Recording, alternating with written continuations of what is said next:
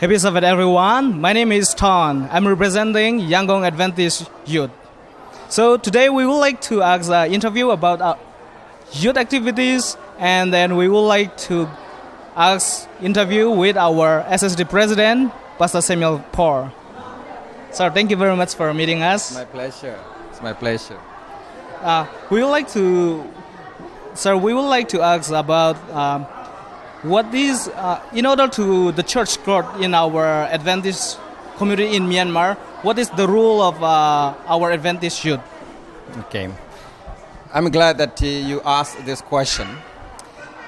First of all, answering your question, I would like to say that each of us, the Lord has created us uniquely different. Therefore, He has gifted to each of us with a different, unique gift. Okay? So it is very important that we have to discover the gift that we have and utilize that gift to expand His kingdom on this earth and to reach out to the others. Therefore, we have to know that what is my calling.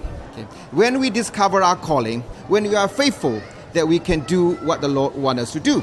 As we have mentioned, due to the economic situations that we have in Myanmar, that the church may not be able to absorb all those who graduated from our seminary. Okay?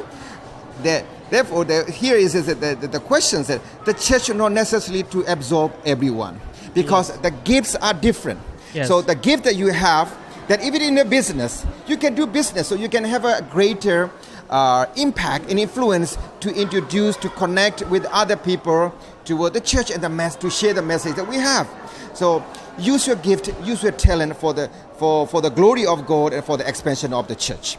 But here, one thing that the most important is it's not necessary that everyone to be a pastor, then only they can serve the church. Yes, It's not necessarily. Yes. Wherever you are, whatever you do, if you are committed, dedicated, you can continue to the mission that the Lord has entrusted to us, to each of us.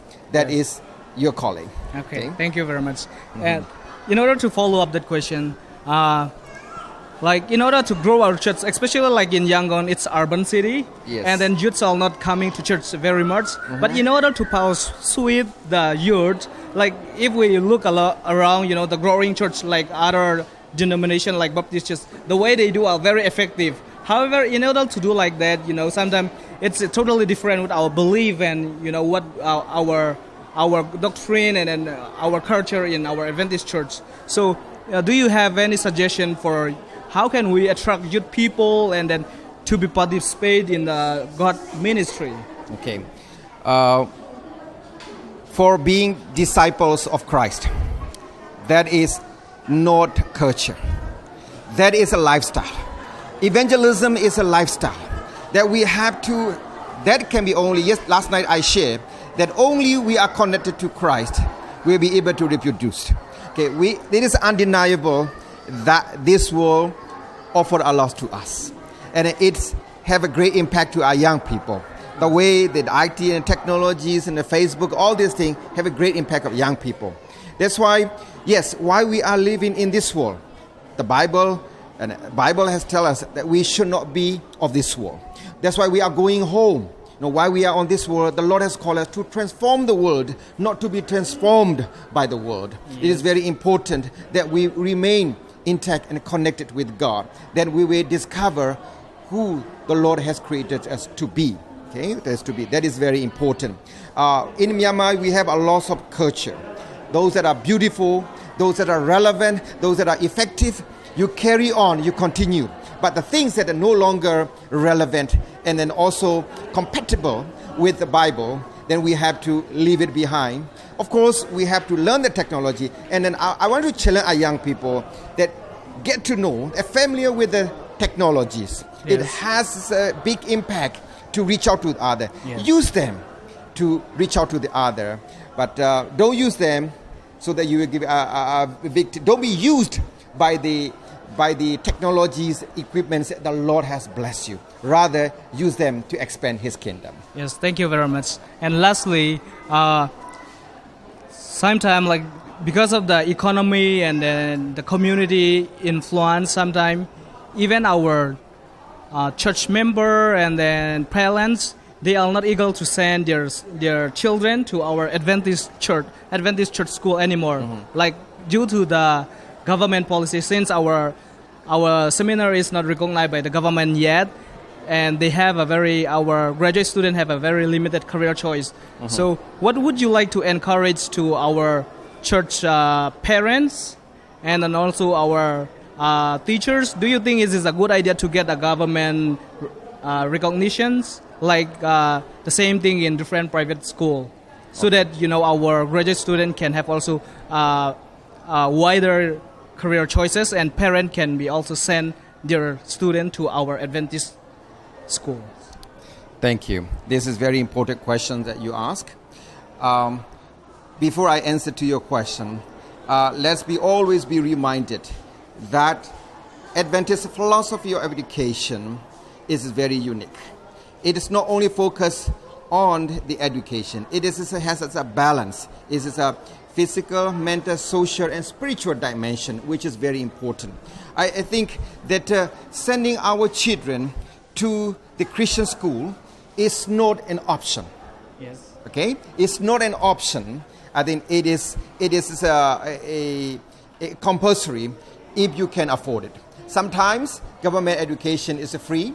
Yes. But Adventist education is a little bit costly in most of the cases. But if you can afford it, send them, especially when your children are young, because the children will be laid the foundation with knowing God, growing with God, and growing up with the values of our church, the values as a Christian, the values of a Seventh-day Adventist, so that when they grow up, they will never depart. Yes, they may be successful in the world, but if they do not have the values, do not live on with the faith and the commitment, and they do not live with the Seventh Adventist belief and then the message that we have, and I don't think that parents can be that proud of. But I think that when I was a grade 5, and I studied in the church school, and I also wanted to study in the government school, because I thought at that time, studying in the church school, there will be no future. But I look back and how the Lord has blessed me, and I think the most important thing in this world is not the other thing, it's the blessings from the Lord. As long as we look toward that blessings that the Lord can give us, and that blessing will keep on multiply in our life, and to the generation after the generation.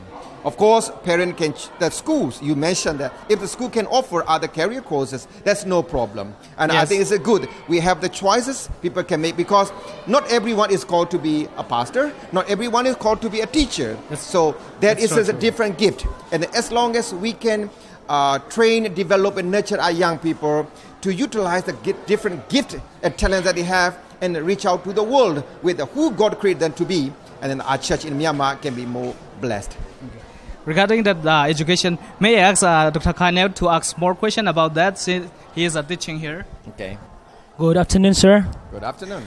My name is Kai, and I'm lecturer here in the education department. Okay. Yes. I would like to ask a question that what is your position right now? What values do you uphold the most? And then what do you think it is most important for young people to uphold in their life, that it will be a beneficial and blessing to everyone else, the people around them? Okay. That is a very important question. Sometimes people look at having a higher degree and then to be acknowledged is very important. But for me, I have gone through that. I study all the way through, and I have learned one thing, that the most important thing in life is discovering God's will for your life. Amen. Okay?